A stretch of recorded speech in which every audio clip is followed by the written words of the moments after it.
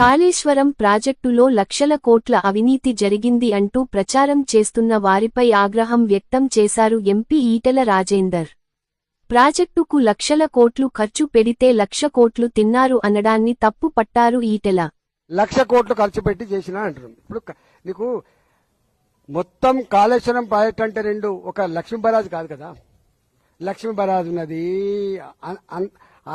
అంత అన్నారం ఉన్నది, సుందిల్ల ఉన్నది, మిడిమానేరు ఉన్నది,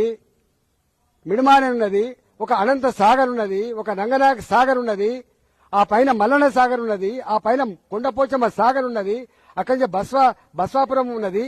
గిన్నున్నాయి బాబు, వందల కిలోమీటర్ల కాలువలు ఉన్నాయి.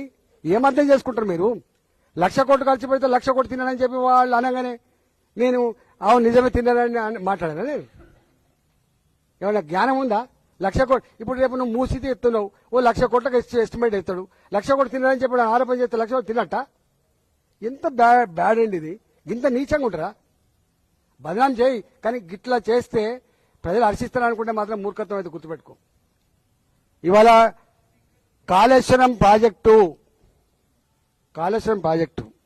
కొన్ని వందల టీఎంసీల రిజర్వాయర్లు, కొన్ని వందల కిలోమీటర్ల పైప్ లైన్లు, కొన్ని వందల కిలోమీటర్ల కాల్వలు, పదుల సంఖ్యలో టన్నల్స్, మోటార్లు, పంపులు, కొన్ని పెద్ద పెద్ద టవర్లు, ఎలక్ట్రిసిటీ టవర్లు, పెద్ద పెద్ద లైన్లు అనేకం ఉన్నాయి కదా. దాన్ని వాడుకోరాదు. నువ్వు బదనాం చేసి కానీ వాడుకోరాదు.